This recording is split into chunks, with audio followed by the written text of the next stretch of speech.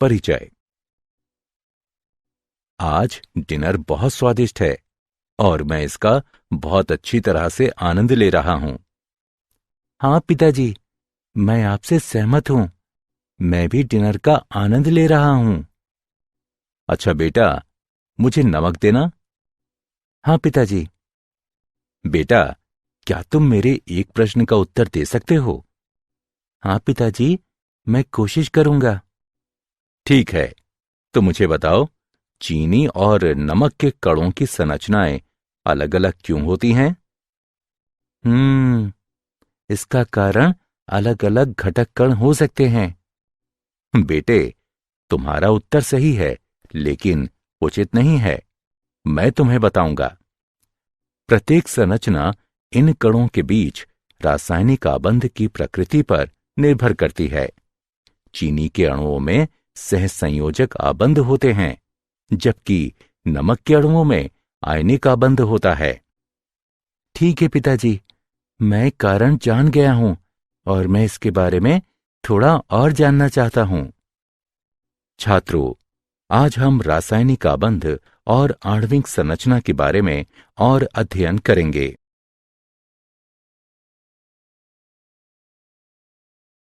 उद्देश्य। इस पाठ के अंत में आप निम्न करने में सक्षम हो जाएंगे: रासायनिक आबंध का वर्णन करना, अष्टक नियम और लुईस प्रतीकों को समझना, आयनिक आबंध का वर्णन करना, आयनिक आबंध को प्रभावित करने वाले कारकों के बारे में जानना, आयनिक यौगिकों के गुणों की व्याख्या करना, आबंध प्राचलों का वर्णन करना, अनुनाद संरचना का वर्णन करना और आबंध ध्रुवणता के बारे में जानना।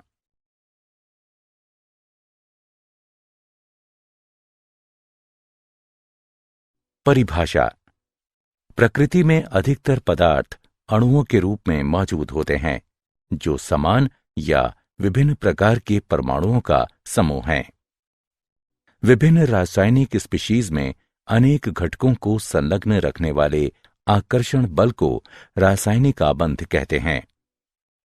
रासायनिक आबंधों को विभिन्न प्रकार में वर्गीकृत किया जा सकता है, जैसे आयनिक आबंध, सहसंयोजक आबंध, उपसहसंयोजक आबंध, धात्विक आबंध, हाइड्रोजन आबंध और वॉन डर वाल बल।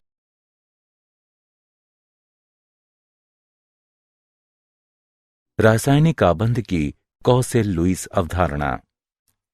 परमाणु संरचना के क्षेत्र में हुए विकास ने संयोजकता के विभिन्न सिद्धांतों के लिए आधार प्रदान किए। इस क्षेत्र में प्रारंभिक योगदान डब्ल्यू कॉसेल और जीएन लुईस ने सन 1916 में दिया। सर्वप्रथम संयोजकता की कुछ तर्क संगत व्याख्या प्रदान करने वालों में वे पहले थे, जो उत्कृष्ट गैसों की अक्रियता पर आधारित थी। अष्टक नियम। नियम के अनुसार विभिन्न तत्वों के परमाणु रासायनिक संयोजन में इस तरह से प्रवेश करते हैं कि परमाणु अपने सबसे बाहरी कोश में 8 इलेक्ट्रॉनों का विन्यास प्राप्त कर ले। वे ऐसा इलेक्ट्रॉनों के स्थानांतरण द्वारा अथवा इलेक्ट्रॉनों के आपसी सहभाजन द्वारा करते हैं। लुईस प्रतीक। इन संकेतों के अनुसार तत्व का प्रतीक नाभिक तथा भीतरी कोश में इलेक्ट्रॉनों को दर्शाता है। बाहरी कोश के इलेक्ट्रॉन प्रतीक को घेरे बिंदुओं द्वारा निरूपित किए जाते हैं। बिंदुओं की संख्या संयोजकता इलेक्ट्रॉनों की संख्या को दर्शाती है। तत्वों की सामान्य संयोजकता इलेक्ट्रॉनों से परिकलित की जा सकती है।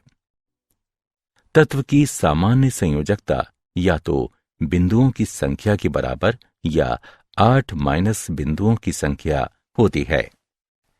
उदाहरण के लिए लिथियम, बेरिलियम, बोरॉन और कार्बन की सामान्य संयोजकता क्रमशः 1, 2, 3 और 4 है, जबकि नाइट्रोजन, ऑक्सीजन, फ्लोरीन और नियोन की 8 माइनस बिंदुओं की संख्या है, अर्थात क्रमशः 3, 2, 1 और 0 है।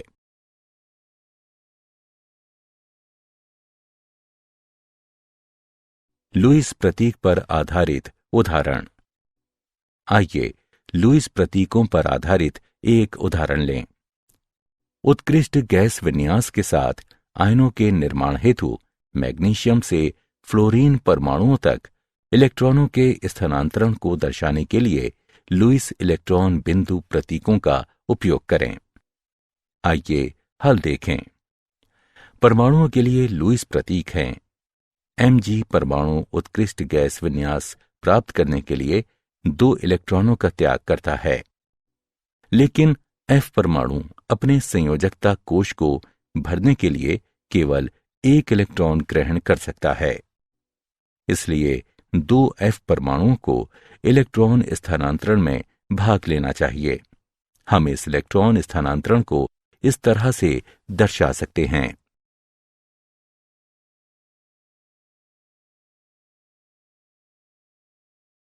आयनिक आबंध। आयनिक आबंध का निर्माण एक परमाणु से दूसरे परमाणु तक एक या अधिक इलेक्ट्रॉनों के स्थानांतरण द्वारा होता है। सामान्यतः इस प्रकार का आबंध एक धात्विक और एक अधात्विक परमाणु के बीच अस्तित्व में आता है। धात्विक परमाणु अपने संयोजकता इलेक्ट्रॉनों का त्याग कर देता है और एक धनायन कहलाने वाले धन आयन में बदल जाता है, जबकि एक आधात्विक परमाणु इलेक्ट्रॉनों को ग्रहण करता है और ऋणायन कहलाने वाले ऋण आयन में परिवर्तित हो जाता है। विपरीत आवेशित आयन आकर्षण के स्थिर वैद्युत बल द्वारा परस्पर बंधे रहते हैं। आयनिक आबंध को विपरीत आवेशित आयनों को बांधने वाले आकर्षण के स्थिर वैद्युत बल के रूप में परिभाषित किया जा सकता है।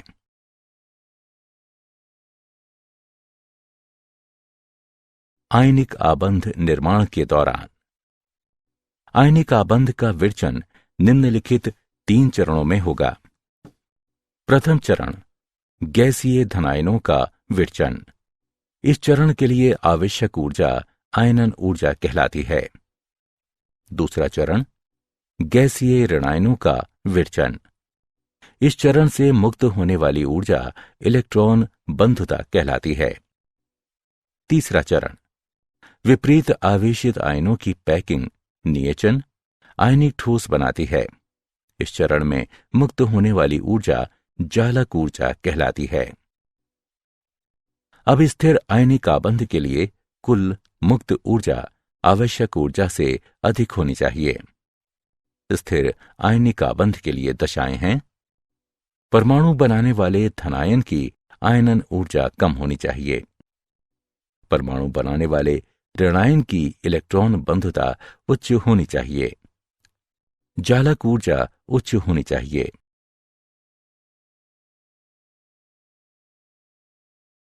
आयनिक आबंध और सहसंयोजी आबंध के बीच अंतर। आयनिक आबंध एक परमाणु से दूसरे परमाणु तक इलेक्ट्रॉन के स्थानांतरण द्वारा बनता है, जबकि सहसंयोजी आबंध परमाणुओं के बीच परस्पर सहभाजन द्वारा बनता है। आयनिक आबंध प्रायः धात्विक और अधात्विक परमाणुओं के बीच मौजूद होता है, जबकि सहसंयोजी आबंध प्रायः अधात्विक परमाणुओं के बीच मौजूद होता है। आयनिक आबंध अदिशात्मक होता है, जबकि सहसंयोजी आबंध दिशात्मक होता है।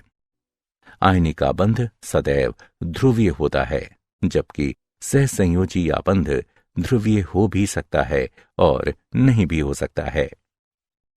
आयनिक आबंध विपरीत आवेशों के आवेशित कणों को बांधे रखता है, जबकि सहसंयोजी आबंध प्राकृतिक कणों को बांधे रखता है।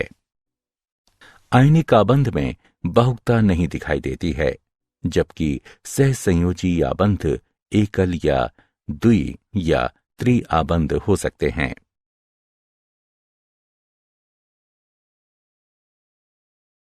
आयनिक आबंध को प्रभावित करने वाले कारक।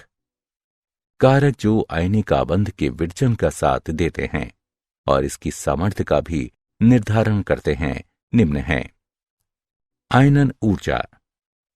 आयनिक आबंध के विरचन में धात्विक परमाणु इलेक्ट्रॉन त्याग कर धनायन बनाता है। इस प्रक्रिया के लिए आवश्यक ऊर्जा आयनन ऊर्जा के बराबर होती है।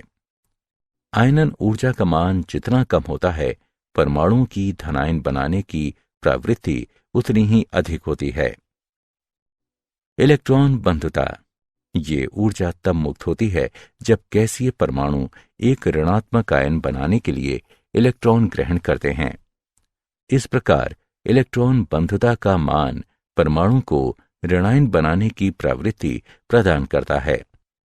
इलेक्ट्रॉन बंधुता का मान जितना अधिक होता है, परमाणु की ऋणायन बनाने की प्रवृत्ति उतनी ही अधिक होती है।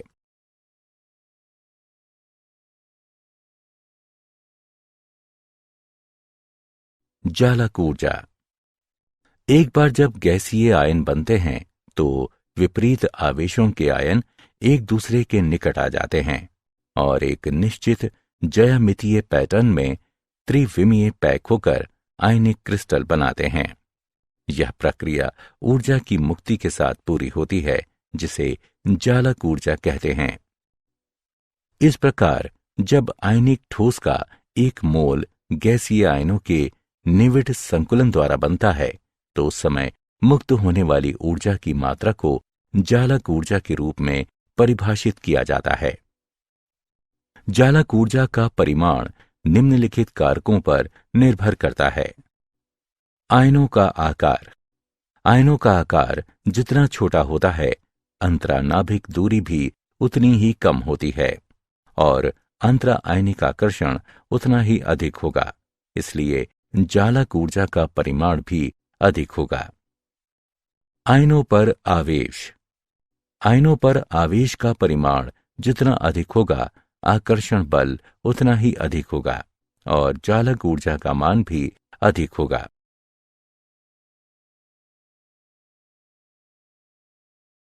आयनिक यौगिकों के गुण। आयनिक यौगिकों के सामान्य गुण निम्न हैं। ये ठोस अवस्था में विद्युत के कुचालक होते हैं, लेकिन गलित या घुलित अवस्था में विद्युत के सुचालक होते हैं। आयनिक यौगिकों के बीच की रासायनिक अभिक्रियाएं अपने जलीय विलयनों में सुसज्जित आयनों के बीच संयोजन में शामिल होती हैं। ऐसी अभिक्रियाएं आयनिक अभिक्रियाएं कहलाती हैं। प्रायः आयनिक यौगिक क्रिस्टलीय ठोसों के रूप में होते हैं। इनका गलनांक और क्वथनांक अधिक होता है। इसका कारण विपरीत आवेशित आयनों के बीच बहुत शक्तिशाली स्थिर वैद्युत बल है। ये जल और अन्य ध्रुवीय विलायकों जिनका परावैद्युतांक अधिक होता है, इनमें घुलनशील होते हैं। ये अध्रुवीय विलायकों में अघुलनशील होते हैं।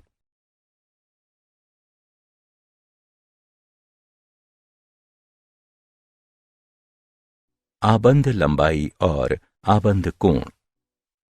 आबंध लंबाई। इसे किसी अणु में दो आबंधित परमाणुओं के नाभिक के बीच की साम्यावस्था दूरी के रूप में परिभाषित किया जाता है। सहसंयोजी त्रिज्या को लगभग उस परमाणु के कोर की त्रिज्या के रूप में मापा जाता है जो आबंधित अवस्था में संलग्न परमाणु के कोर के संपर्क में होता है।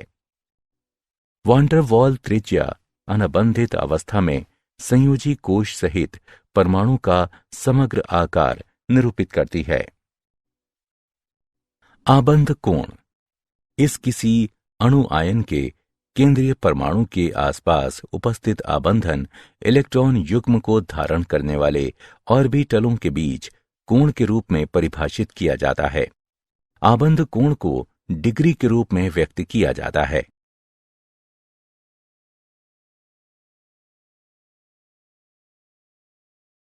आबंध एंथैल्पी और आबंध कोटि।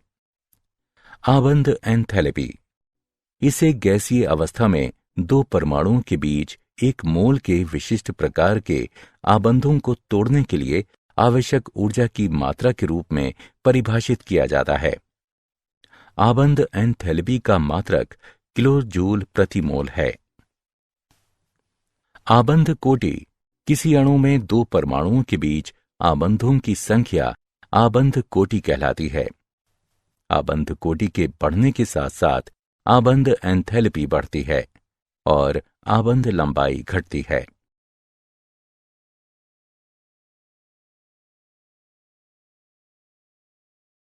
अनुनाद संरचना। अनुनाद की अवधारणा के अनुसार जब कभी एकल लुईस संरचना का एक अणु का ठीक ठीक वर्णन नहीं कर सकती तो समान ऊर्जा नाभिक की स्थितियों, आबंधी और अनाबंधी इलेक्ट्रॉनों के युग्मों वाली कई संरचनाएं संकर की विहित संरचनाओं के रूप में लिखी जाती हैं, जो अणु का सही तरह से वर्णन करती हैं। जब किसी अणु को एक से अधिक लुईस सूत्रों द्वारा, जिसमें से कोई भी यौगिक के अवलोकन किए गए सभी गुणों की व्याख्या करने में सक्षम है, निरूपित किया जा सकता है, तो अणु की वास्तविक संरचना विभिन्न लुईस सूत्रों का मध्यवर्ती होती है और ये अनुनाद संकर कहलाती है।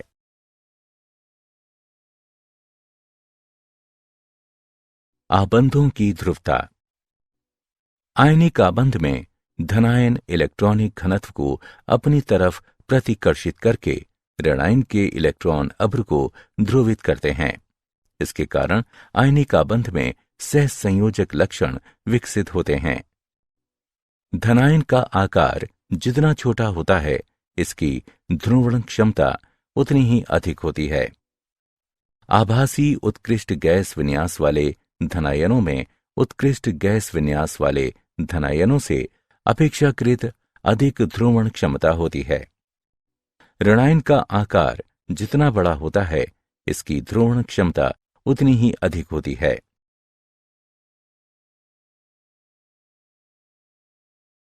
धात्विक आबंध और सहसंयोजक आबंध के बीच अंतर। चलायमान इलेक्ट्रॉनों के बीच आकर्षण बल और धनात्मक अष्टियां एक साथ मिलकर धात्विक आबंध बनाती हैं, जबकि एक ही या अलग अलग तत्वों के संयोजी परमाणुओं के बीच इलेक्ट्रॉनों का परस्पर साझेदारी सहसंयोजक आबंध कहलाती है। धात्विक आबंध आदिशात्मक होता है, जबकि सहसंयोजक आबंध दिशात्मक होता है। धात्विक आबंध कमजोर आबंध है, क्योंकि चलायमान इलेक्ट्रॉन एक साथ अनेक अष्टियों द्वारा आकर्षित किए जाते हैं, जबकि सहसंयोजक आबंध मजबूत आबंध होता है, क्योंकि आबंधित इलेक्ट्रॉन युग्म दो नाभिकों द्वारा मजबूती से आकर्षित किए जाते हैं।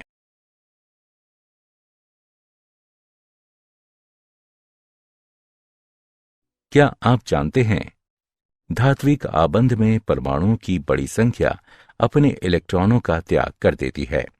वे मुक्त इलेक्ट्रॉनों और धनात्मक नाभिकों के बीच आकर्षण द्वारा जालक में एक साथ संघटित होते हैं। अनुनाद संकर और अधिक स्थायी अनुनादी रूप के बीच ऊर्जा का अंतर अनुनाद ऊर्जा कहलाता है। शुद्ध आयनिक आबंधन मौजूद है, ये ज्ञात नहीं है। सभी आयनिक यौगिकों में सहसंयोजक आबंधन की कोटि होती है।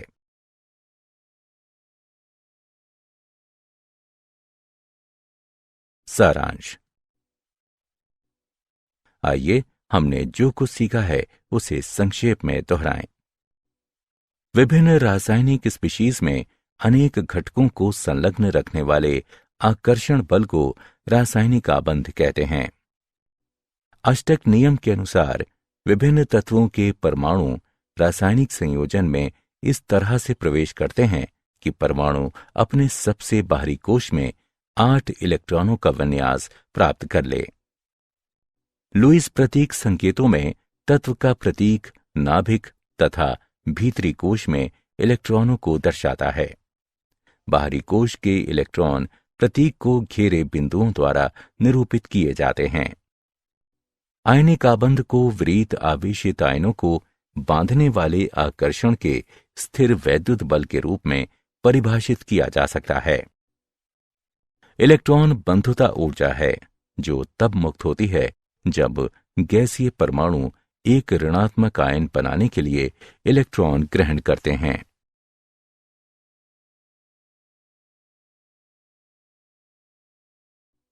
जब आयनिक ठोस का 1 मोल गैसीय आयनों के निविड संकुलन द्वारा बनता है तो उस समय मुक्त होने वाली ऊर्जा की मात्रा को जालक ऊर्जा के रूप में परिभाषित किया जाता है।